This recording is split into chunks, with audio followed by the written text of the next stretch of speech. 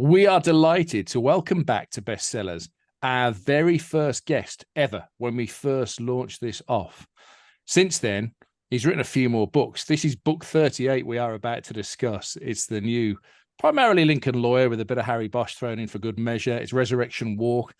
And so far to date, Michael Connelly has shifted. Take a deep breath and try and imagine all these books piled up at Wembley Stadium. 85 million books. It's a great pleasure to welcome you back. How are you, sir? You well? I'm doing very well. I can't believe it. Wembley Stadium holds 85? So Wembley Stadium holds about 90,000, yeah. Wow. Yeah.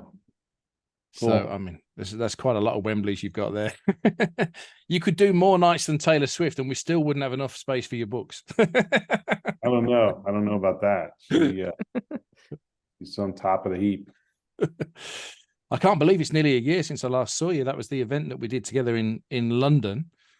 So since then, you've given us 2 new books, right? Maybe. Yeah. Yeah, probably. Yeah.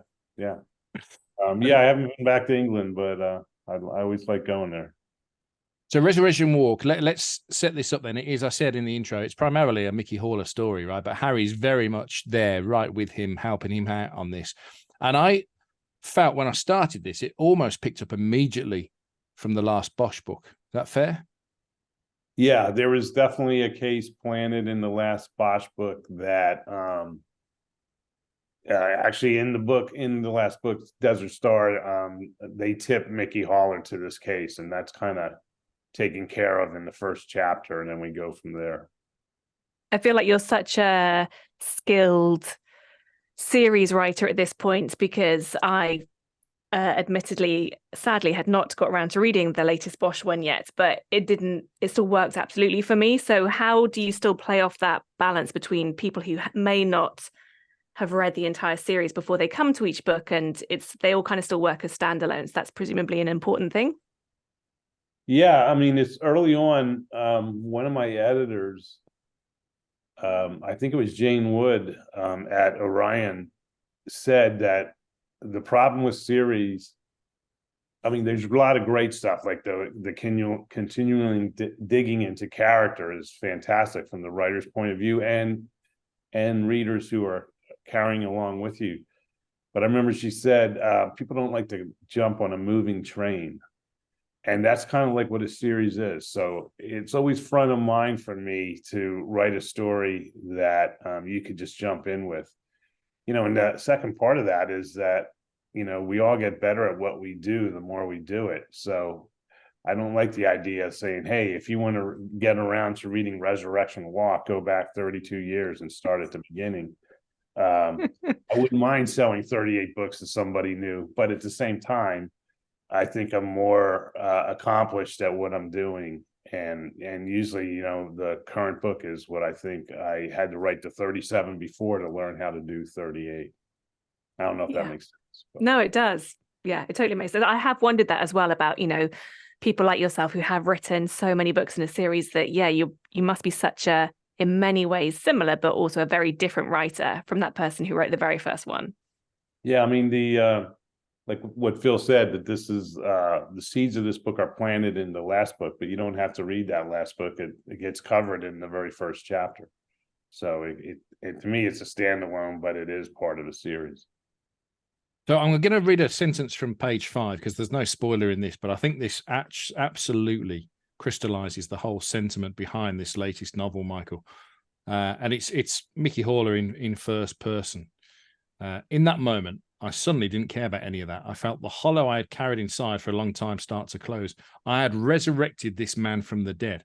And with that came a fulfillment I had never known in the practice of law or in life.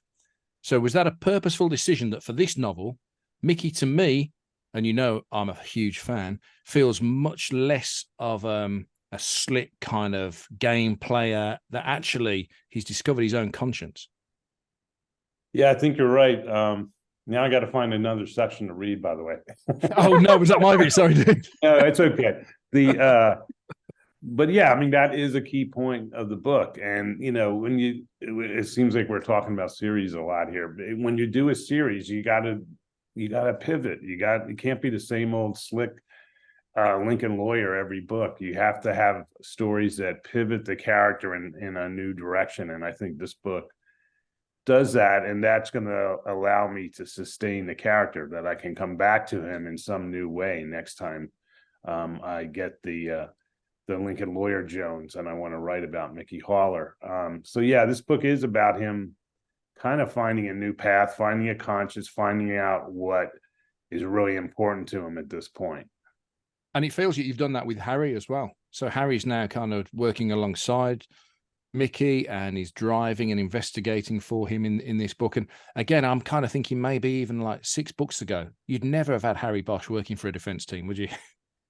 No, I mean, yeah, there's pivots all around. There's enough pivots for everybody.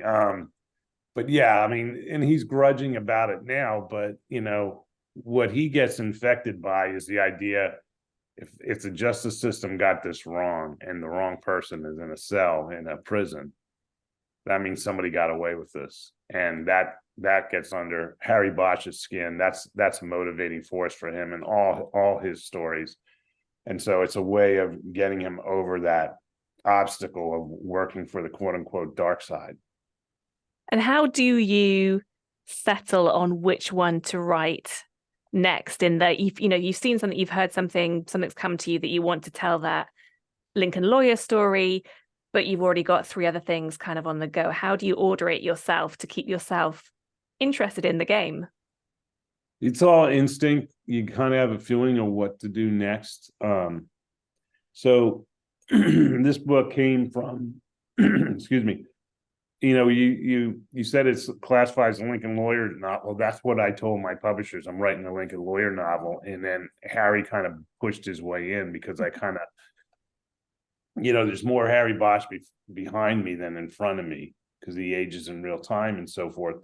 So I just didn't want to spend a year away from him. So that's when, you know, I had the idea for what I wanted this book to be about. And then I brought in Harry Bosch, and it might have been a surprise when I turned the book in, because the whole marketing had already gone down the path of Lincoln Lawyer novel and so forth. And he is definitely on the page the majority of the time, but Harry is, you know, very significant to this. But, you know, getting back, I think I very skillfully didn't answer your question. You know, how do I do this? I mean, how do I decide what's what? And something just it will pierce all the armor and get through to you and say, this is what I want to write about next. And it's funny, whatever it was, I think 20 years ago, the whole Lincoln Lawyer odyssey started when a lawyer who had been my roommate, and so when I have talked about him, said, who's a criminal defense attorney, said there's no client as scary as an innocent man. And I thought that was so intriguing, and that became the first line of the first Lincoln Lawyer book. That same lawyer was talking to me about habeas cases. And what's interesting about habeas cases is these are cases where someone's already been convicted, they're in prison, and they might be innocent. And the attorney asked for a habeas hearing. Is really habeas corpus, show me the body. In other words, they're going to show you evidence that this person should not be in prison. And, you know, the basis of the American justice system and justice systems all around the world is that you're innocent till proven guilty.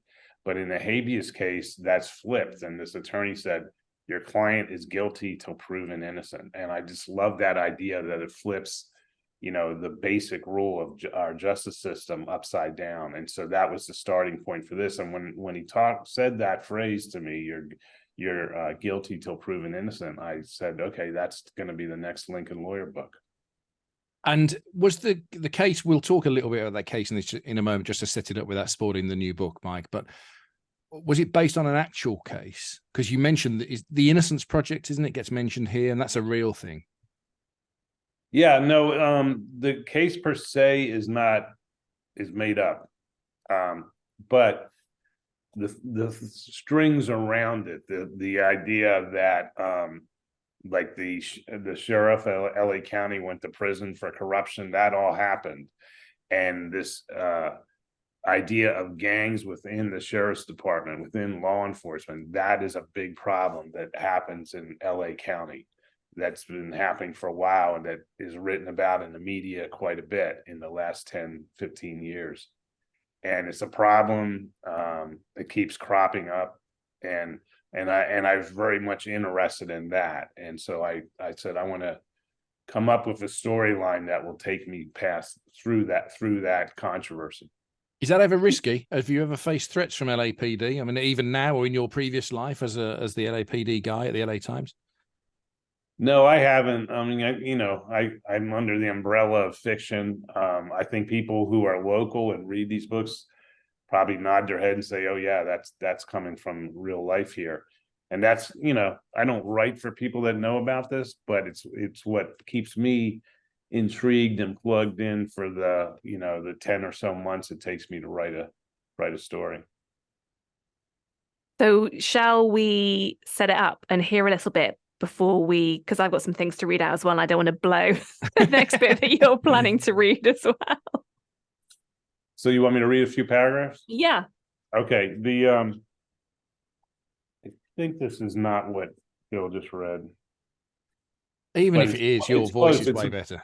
Yeah. It's about the theme, so the setup is that Mickey's standing outside of prison waiting for someone to be released because he's proven him innocent. And that's what the resurrection walk is when you walk out of prison. This was a rare moment. Corcoran State wasn't a prison where men often left on their own 2 feet. It was an LWOP facility, meaning for men serving life without parole. You checked in, but you never checked out. This was where Charles Manson died of old age. But many inmates didn't make it to old age. Homicides in the cells were common. Jorge Ochoa was just 2 steel doors down from an inmate who had been beheaded in his cell a few years back. His avowed Satanist cellmate had strung together his ears and fingers to make a necklace. That was Corcoran State. By the way, that's a true story. But somehow Jorge Ochoa had survived 14 years here for a murder he did not commit, and now this was his day. His life sentence had been vacated after a court finding of actual innocence. He was rising up, coming back to the land of the living. We had driven up from Los Angeles in my Lincoln, 2 media vans trailing us, to be at the gate to welcome him. Okay, so you know what we're going to ask straight away, right? So that true story, because I read that and I was like, whoa, that is so violent, such a heinous thing that's happened. So you read about that, did you? Yeah, I just did some research, I guess you'd say, just internet research on violence at Corcoran State, which is about 2.5 hours from LA, and is really one of the prison where they send the worst people. And I came across that story, and this is where books fall short. The mugshot of the guy who beheaded his cellmate was there, and the guy is scary with tattooed devil horns and things like that on his face and forehead and things like that, and it was like, whoa, this is a pretty bad case. And so I it's pretty violent. I think that's on page 3. It's like, you got to wonder, should you start a book with that story? But I wanted to underline what the innocent guy had to go through, 14 years of being in that place. And so I was just trying to amp up how powerful it is a moment when Mickey and his family and the media are standing outside the gate waiting for him to come out. So Mickey, in this, after that, at the beginning, Harry's found another case for him. And Harry's job is to kind of go through these letters that people write to the Lincoln lawyer, and he's picked one out. And it's a woman who's inside, accused of murdering her husband. Husband works at the sheriff's office, and that relates to some of what you talked about previously with the gangs within LAPD and what have you. And kind of more than that, I probably don't want to say, because you don't need to know more than that to come to this story. You don't even need to know that, really. But that, at least you know what we're talking about now with Michael. And I'm going to dance around this to avoid spoilers. We meet a forensic expert that's called to give evidence to support the release of this woman, Dr. Arslanian. And there's a really, for me, the highlight of this book, Mike, the dialogue that she has with Harry Bosch when they're in the car driving to a location, where she's really being intrusive for Harry and Mickey's parentage, because we already know they're half brothers. We know that now. And there's a bit of detail where she says, Mickey told me you two are brothers, half brothers, actually. Ah, which was the common parent? Father. But you two didn't know about each other until you were grown up? Yeah, father was a lawyer like Mickey. Mickey's mother was his wife. My mother was a client. I think I see why you were kept apart. Was it consensual, your mother and father? It was a surprising question. Bosch didn't answer at first. And I'm like, I'm really locked into that. And it's why have you chosen this book to give us that bit of detail and backstory? Do you know? Why did I choose this book? I don't know. I mean, you want to be reviewing of your characters all the time, and I don't outline my books, I just write them. So in the moment I thought that would, she's kind of a busybody in a way that you like her. At least I do. I really liked her.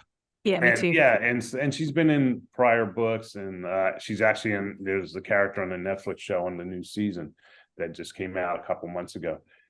And so it's a character I like coming back to, but she has and it's part of being a scientist and so forth. She has a very inquisitive mind that's not just relegated to scientific study. It's human study. And so she's basically working for Mickey, but she's with these two guys that are got to be very curious to her, what their relationship is, how did it come about, and so forth. So I think to her, it was a natural question. To Bosch, so much of his life has been pushed down in his subconscious of what his motivations are and so forth. I thought it'd be interesting to have him ask the question he doesn't really know the answer to. Yeah, and also I kind of, having read a few Bosches, you kind of feel that anyone else asking that, they might have got knocked out. Do you know what I mean? There's something about her that she can get away with it. Yeah, and I hope it comes across that he's intrigued by her. Yes. I think he's probably in an age that romance has passed him by, but he's intrigued by this woman because, like me, like everybody, male, female, gender doesn't matter. If someone's good at what they do, they're really interesting people. And so he knows she's good at what she's doing. He just was part of a recreation of a crime scene she was working on. And to me, it's funny. You said that was a highlight. For me, I love that chapter. It starts with him face down in the dirt, and you're wondering what's going on here. Yeah. But it's her. He's following orders from her on this recreation. Yeah, I think you've written, as old as he was, he still hesitated to pull the trigger on matters of the heart. Yeah. Do you think we'll explore that more in the next Bosch? Yeah, maybe. It's like I said, I don't know what I'm gonna write till I actually write it, but yeah, I mean, I hope Harry, he's a searcher. I guess he's been in stories since 1992, going on 32 years. Still hasn't really found what he's looking for, hasn't found home, I guess you'd say. And so maybe that could happen. So when you're writing those passages, and I'm aware it's all you're writing it, Mike, but does it still surprise you when those backstory moments pop into your head and you're like, huh, okay, kind of didn't see that one coming, but all of a sudden it's there? Does that happen? Yeah, I think that's pretty much exactly that's interesting. Yeah. But and that means it's not there, it's not written in concrete yet. It's in there, and I do a lot of rewriting, and I always know that when I come back to something I wrote that might be controversial or might be icky or might be whatever, I'm going to come back around in a few months, and it'll almost be like I don't expect it. So I'll come across it as a reader will, and I'll get a final feeling like, yeah, that belongs, or nah, I don't know if I want to do that now, type of feeling. So does that mean, because I know you often have various projects on the go, do you get to do that writerly thing of putting a book away for a period of time so you then can come back more with fresh eyes to edit it? Yeah, fresh eyes are really important. To me, it's not a question of time, though. It's it's a creative break. So I'm lucky that I'm involved in some TV shows, and so between drafts, I can just spend a week in the Harry Bosch writing room or the Lincoln Lawyer writing room, and it clears my mind of the book. So I can come back to it pretty quickly with a fresh take or a fresh mind, simply because I got my creative being, or whatever you want to call it, got hijacked by this other project for even a short amount of time. Do the timelines never get confusing though? If you've got 3 projects, let's say you've got a novel and 2 TV shows at the same time, and the TV shows usually pick 1 or 2 of your back novels, don't they, as the source material? Does your brain ever get confused as to which timeline you're on with where, say, Maddie is or where Maggie McPherce is, some of the tertiary characters? Not on the Lincoln Lawyer stuff, because they're kind of similar in ages, but the Bosch stuff, you have to be vigilant, because Bosch is 10 or 15 years older than the guy in the show. And so I often have to think, wait a minute, am I following up on something that's in the show, or is it in my books? A point of order was, and not in this book, but in a previous book, I had Maddie as a police officer, and then I realized, oh, she's not a police officer yet in the book, she is in the show. And so I had to kind of finesse that, because I thought that was a great idea, but that's a real example of how the show influences the books. So it's definitely become a two-way street. And yeah, so sometimes that gets confusing. Luckily, I have a whole, my copy editor. I've had this same copy editor for like 20 years. And I'd never seen it because she's in Boston and I'm in either in LA or Florida, but I think she has a Bible, so she tracks stuff, and I haven't written a book yet, but she hasn't said, yeah, that hasn't happened yet, but it happened in the show, or that kind of thing. That's cool. Do you mind just telling us a bit about how the Lincoln Lawyer series came to be at Netflix? Because I know when we spoke to you for this podcast a while ago now, it had all just kind of fallen through kind of pre-pandemic, and it was all up in the air. So how did it kind of come back to life? Well, what was interesting is, like 15 years ago, the first book came out, and it was in Hollywood, they would call it a high concept idea, that here's this lawyer who works out of his car, not because he's a bad lawyer, but because he's a good lawyer. And this is a way to do it in this autotropolis called Los Angeles. And so it was the only book I've ever had where there was an actual bidding war for it in Hollywood. And, and I went down to track with a company called Lakeshore, because a guy who ran Lakeshore, owns Lakeshore, had been a former trial attorney. And he impressed me with him saying, like, I've been in those places, I've been in those courtrooms, and you got it right. And if you let me make the movie, I'll get it right. And so I actually took less money to go with him. And from that came the Matthew McConaughey movie. But a week after I had made the deal with Lakeshore, I get a call from David Kelly, who's like the premier TV writer of our time. And he goes, I think there's a really good show in Lincoln Lawyer. And I go, I wish you'd call me a week ago, because I might have changed my path. But I missed out on that. And so many years go by, and CBS, which is a big network here in the States, went to Kelly and said, we want a lawyer show. What do you got? And so his people circled back to me 10 to 12 years after that conversation. Actually more, I guess. 10 or 12, whatever. And they said, are the TV rights to Lincoln Lawyer available? And I said, yeah, they happen to be, so we could do this. And so it took a while, but David Kelly and I went into business together, and he wrote a script for CBS. And then we were supposed to film, I think the COVID lockdown was March 9th. We were supposed to start, we were geared up. We had an actor, we had all these things, we had scripts, and we were geared up to make the show for CBS at, I think our starting filming day was March 23rd, 2 weeks.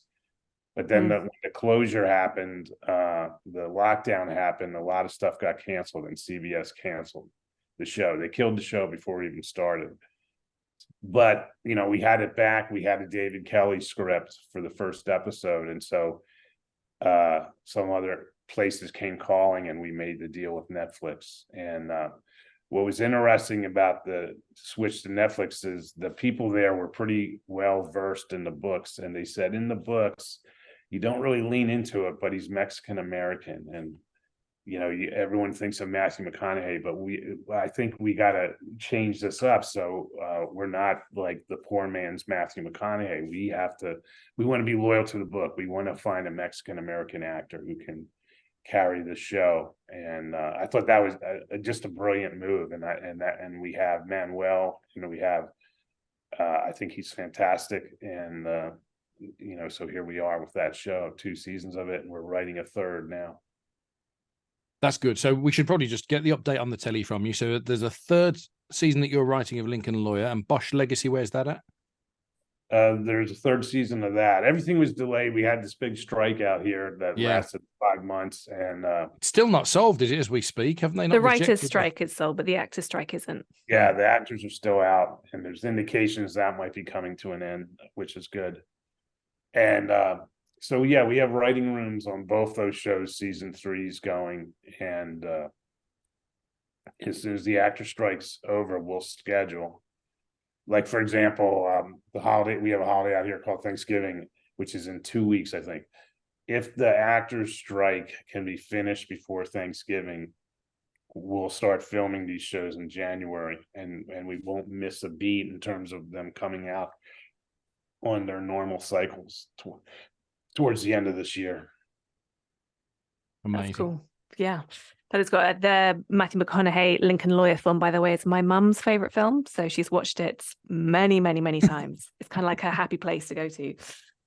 Well, I think often you lose this when you're in a book to film transition, but there's you know, I'm a former journalist, so I try to be as authentic as I can be. And that movie starts in the first 5 minutes where he comes into a courthouse, goes through a metal detector, people know him, everything's shorthand. It has the gritty reality absolutely correct. They actually filmed it in a courthouse where I used to cover trials as a reporter, and it was like so on the money, on the nose. And so I just think that movie starts out and you're nodding like, okay, this is like going to be a realistic story. Are there any other of your books that are in development for movies from some of the other characters? Yeah, nothing is sure in Hollywood, but Ballard, there's a writing room for Ballard. It doesn't mean it's going to happen. We hope it will, but that's for Amazon, that we're hoping to have a companion show to Bosch Legacy with Ballard. And then my reporter series, the Jack McAvoy series, last one was a few years ago. It was called Fair Warning, and I actually wrote a script for that, and we're tweaking the script, and hopefully something will happen with that. That's a movie project. That will be cool. I really hope it happens, because it's funny, I've been watching quite a lot of films like The Lincoln Lawyer, but also some of the Grisham things from a while back as well, and those kind of legal thrillers of like the 90s. It was such a good moment to have on screen. I feel like we miss those kind of like mid-budget films still that just tell a really good story. So I hope that Jack McAvoy gets to do his thing on screen. Yeah, that'd be cool. Mike, tell me this. You sound like you're at the busiest you've ever been in your career. Is that true? And how do you feel about that? And then you told us about the TV stuff. So what's the next book you're going with? I'll just do the next book real quick. Okay. I'm going to start. I always start the Monday after Thanksgiving, which is usually the first Monday in December.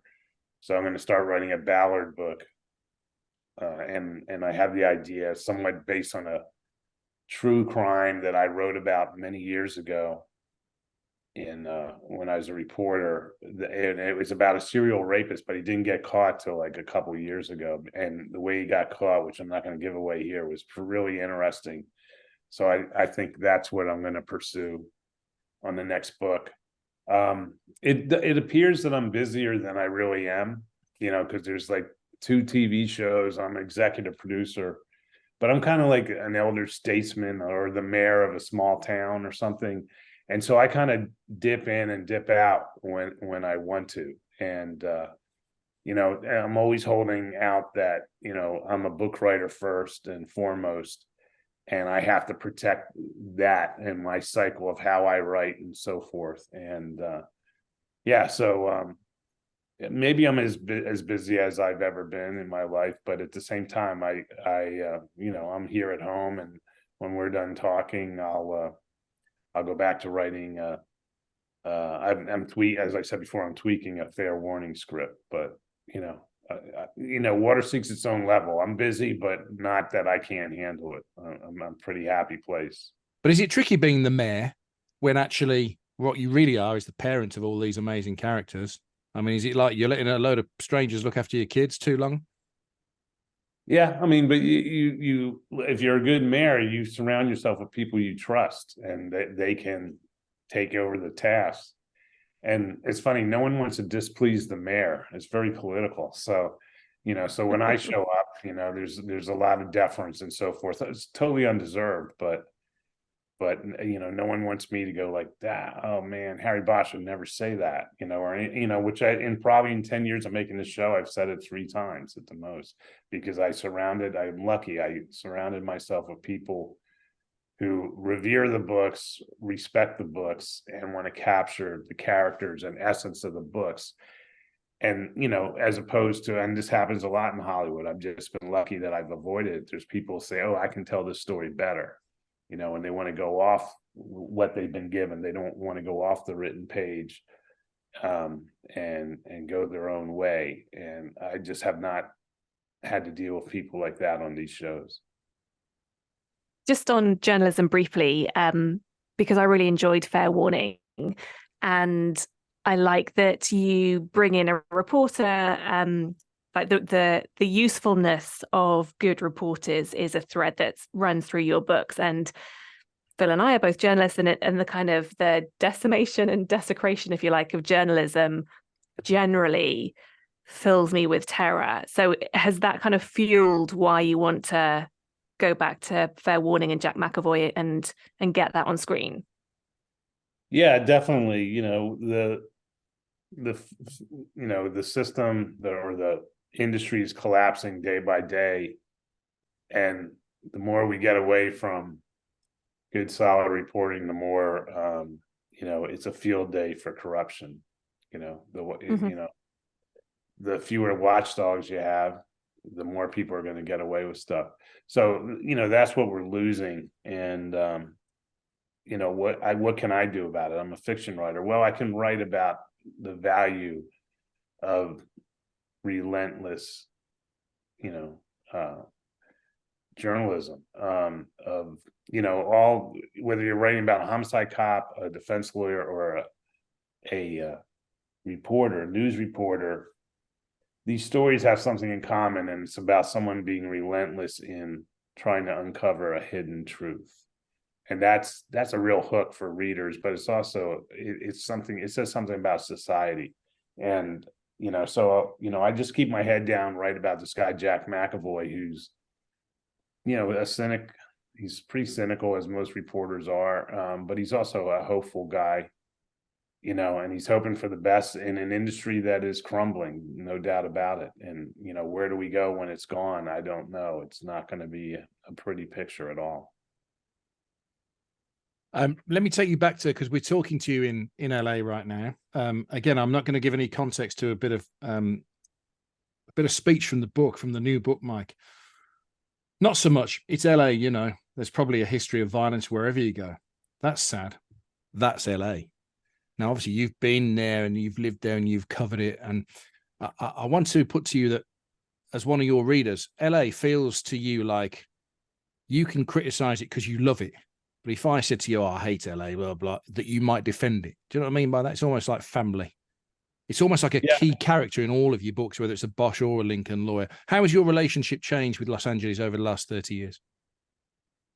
Well, it's interesting because, I came as a reporter, and that's as you guys know, as journalists, that there's a weird irony in that, the worst stories for the community are the best stories to write about, and so I came during a time where the murder rates were the highest ever in the city. The divide along economic and racial lines were the widest, leading to riots and things like that. So when I came to LA, it was definitely a look over your shoulder town, because anything could happen.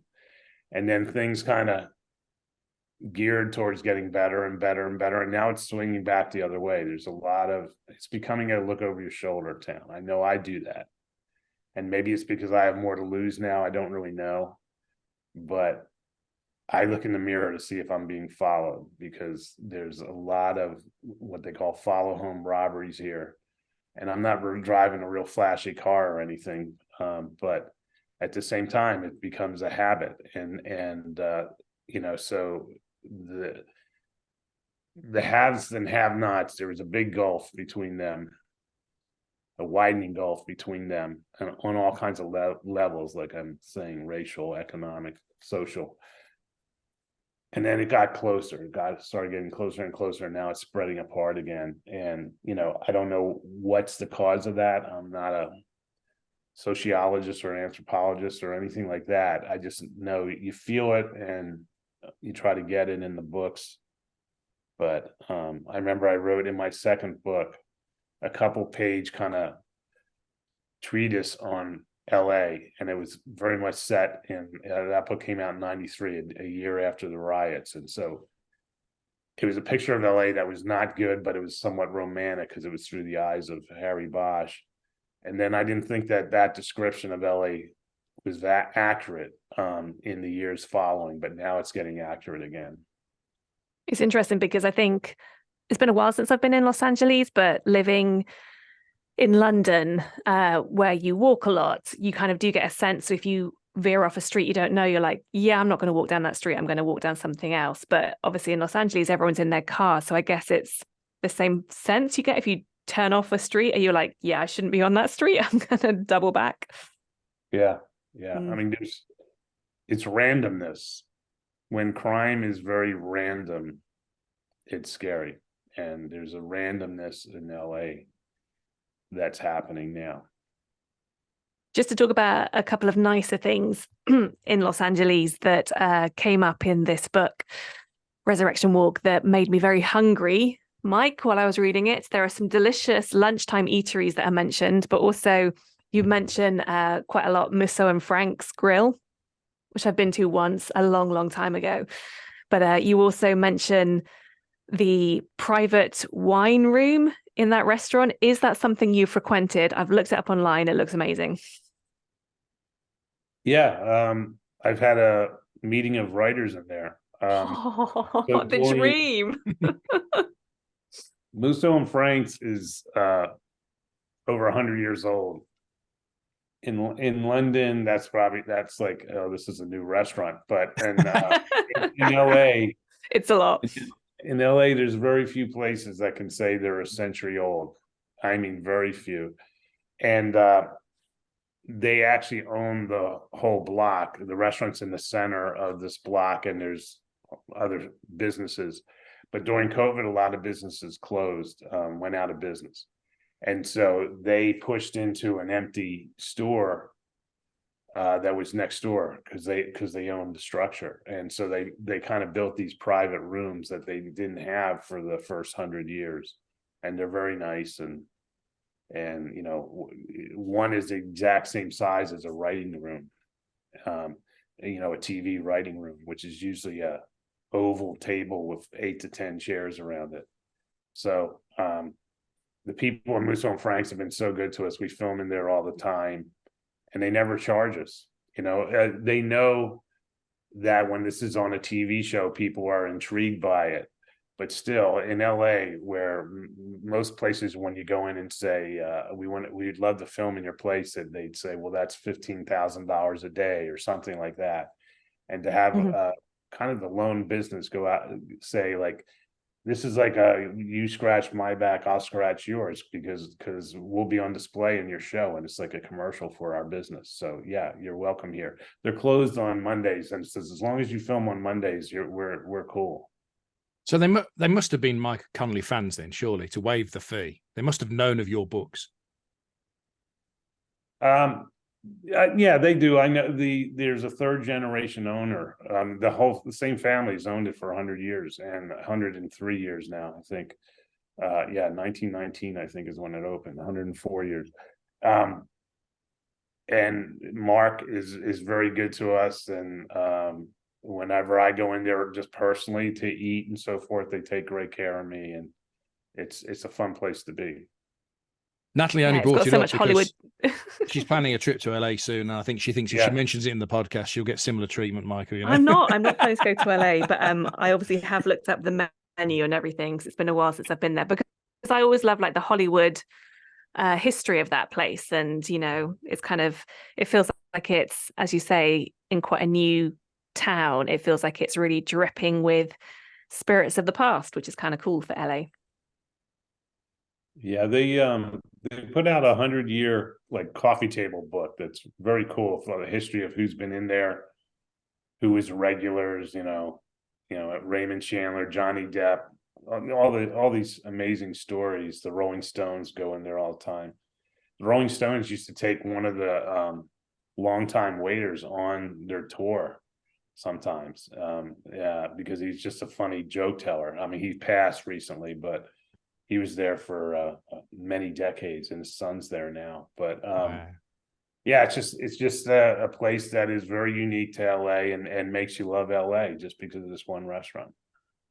Okay, so the next time we do then collectively all happen to be in Los Angeles, we obviously have to meet in the private wine room at Missile and Frank's. Yeah, we can meet there, or there's a booth they call the Raymond Chandler booth, where he always sat, and it has this great view of both the restaurant and the bar. And the bar is a scene. It's just a cool scene. I think there's like 12 stools. They're nailed to the floor, so people can't move chairs around. It's very traditional, and it's a cool place. Right, that's the ambition. The ambition is we'll record the next one with you, and we'll come to you and we'll record it with you. Yeah. I did want to ask you, as it's on Monday, you got to do it on. Yeah, fine. Okay. Yeah. I wanted to ask you, because this is a hauler book, about the level of, you know, we've spoken before about the people who help you with the Bosch stories and the former detectives and what have you, but is it trickier with a law book because you have to get the law right?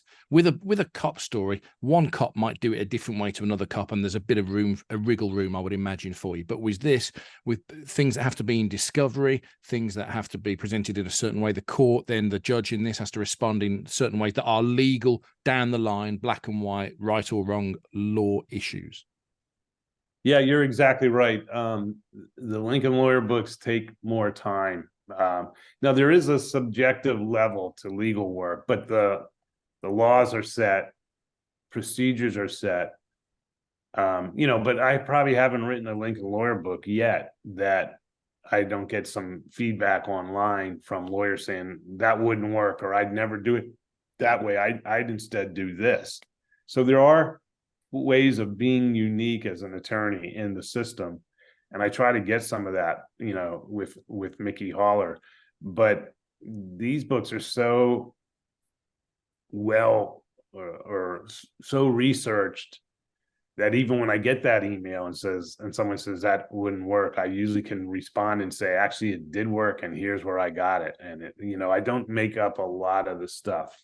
As far as Mickey Haller's legal maneuvers, they're usually based on anecdotal stories that I've been told. I think that speaks volumes about you, that you are prepared to respond to those.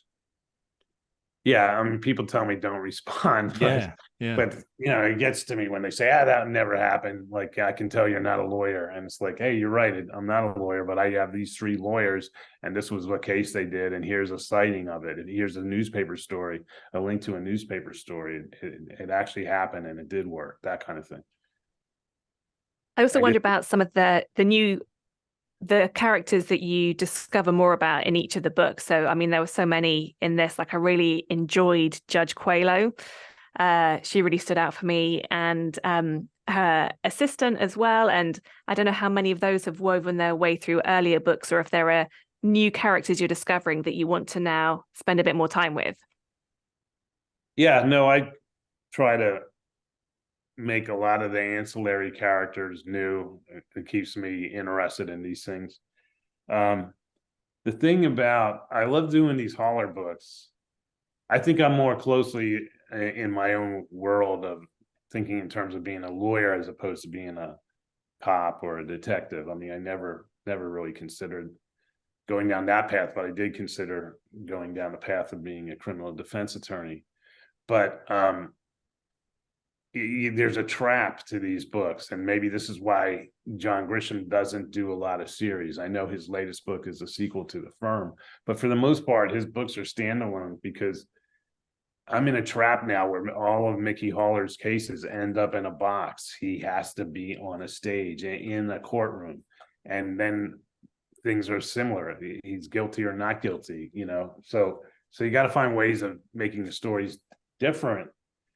And what I liked about this book is, yeah, it ends up he's in the box, he's on the stage, he's in the courtroom, but it's not a trial where there's a jury, and it has that flip thing where his client's already guilty and he has to prove innocence. And so it was enough of a change.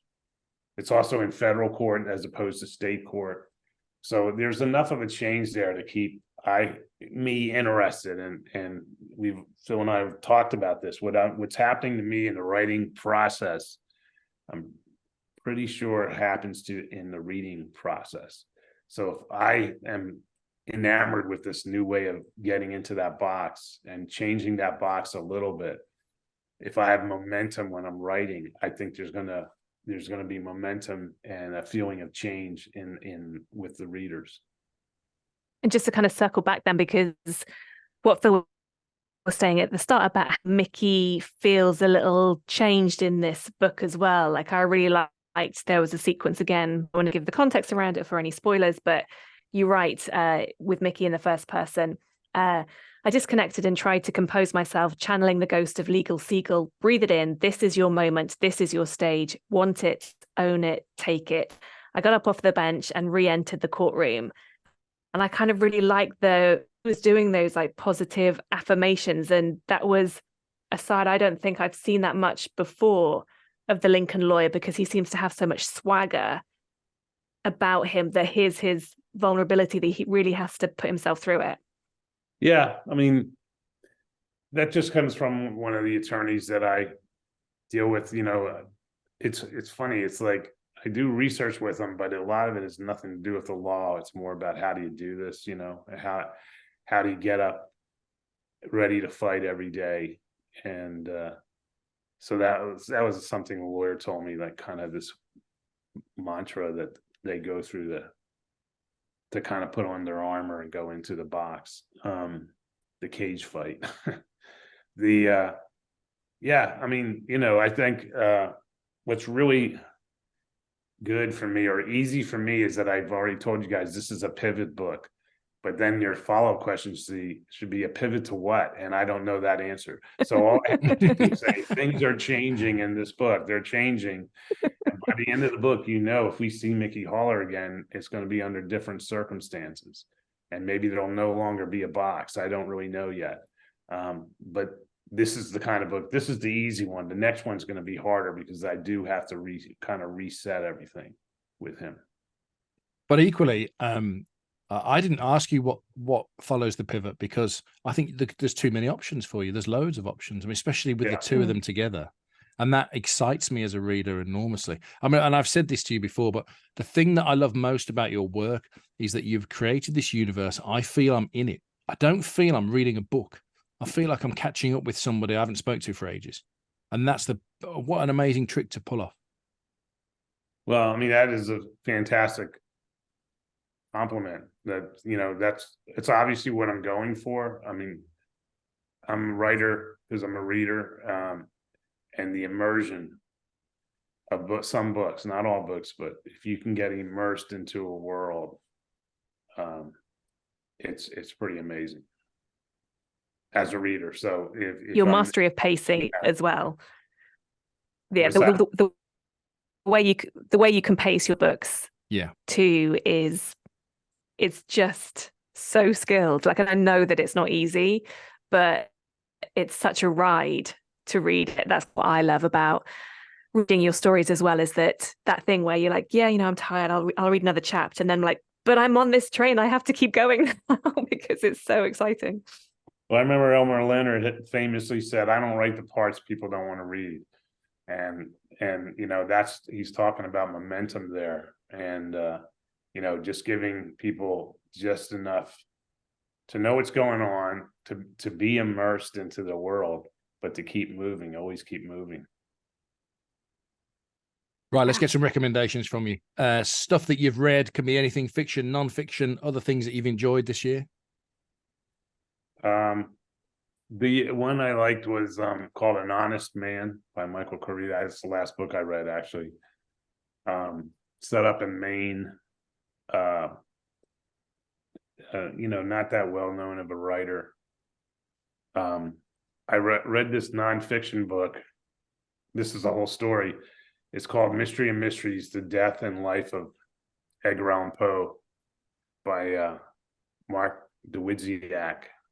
And Edgar Allan Poe is like great American iconic writer, still read in school. Chilling. Yeah, almost 200 years later. But his death was a mystery, and there's many, many theories about it, and this book explores them. And I got so into the book that a partner and I optioned the rights to the book, and I'm directing a documentary kind of based on the book. And wow. Basically, it looks at Edgar Allan Poe's death through the eyes of contemporary pathology, DNA, all these things, and so I went to my friends at the cold case unit at the LAPD, presented them with stuff that is known and theories, and then did an interview with them about whether this would be a case that they would carry or open a homicide file on. It's all really interesting. And, Poe is very, very important to me. I wrote a book called The Poet where I use a lot of his poetry. And so it's almost like I feel like I didn't know all this stuff. I knew his writing, I didn't know his history. And then when I read the history, it's so intriguing and in many ways sad. One of the contributing agents to his death is poverty. There were no protections of writers, like copyright protections. He'd write an amazing poem like The Raven. He'd get paid one time for it. It would be published all over the country, possibly the world, in France and so forth. He never got paid for it, so he died in poverty, and that was probably a big contributing factor to his death. And when do we get to see that? I'm going off on an offshoot here, but that's what I'm doing. I did some interviews filmed interviews on that last week, and that I'm pretty excited about. Do we know where that's going to land? Is that a Netflix thing or something else? Or I don't know where it is. I like to do these things on my own, and I reach a point of critical mass where I said, I know, okay, this is going to happen. Right now I'm in early stages. I've done, I don't know, maybe 5-6 interviews. At least 4 of the people were interviewed extensively in the book, including the author. So I'm reaching a point where I feel like, I'm going to carry this through, and it's going to become a film. And so I'll try to find a home for it pretty soon, probably after January, the start of the new year.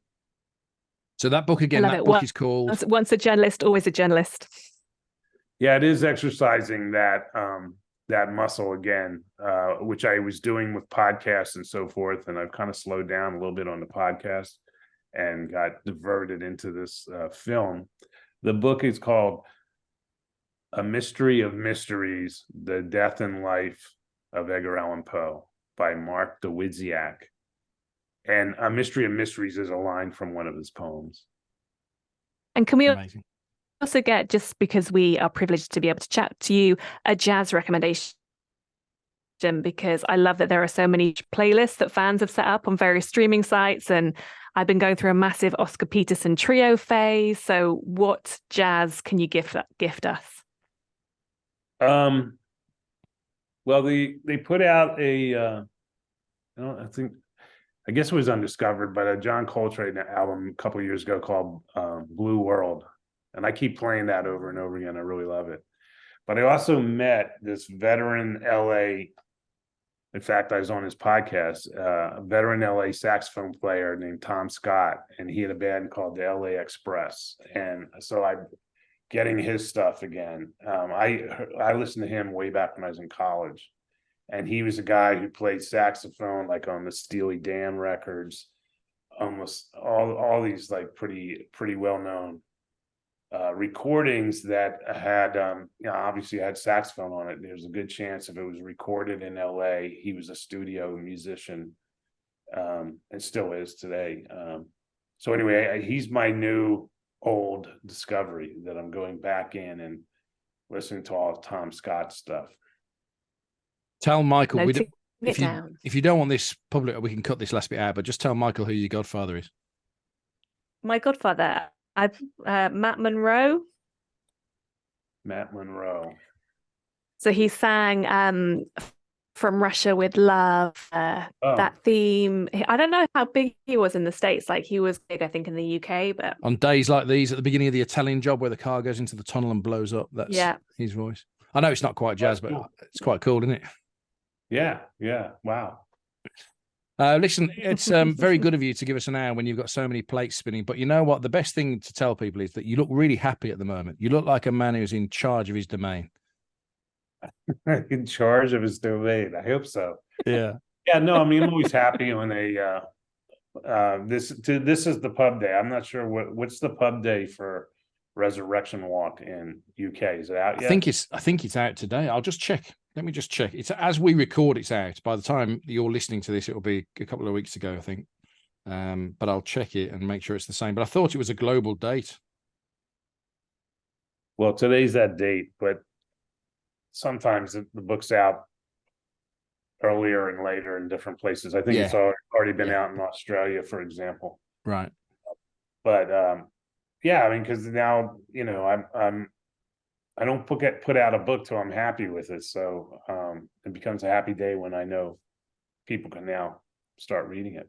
Well, if it helps you to know, we were both very, very happy with it, Michael. Honestly, it's such a great book, and it's got your classic hallmark of crescendoing to this beautiful ending, and it's just like, is that a hallmark or a hallmark? Oh, see what she did there? Very good. Yeah.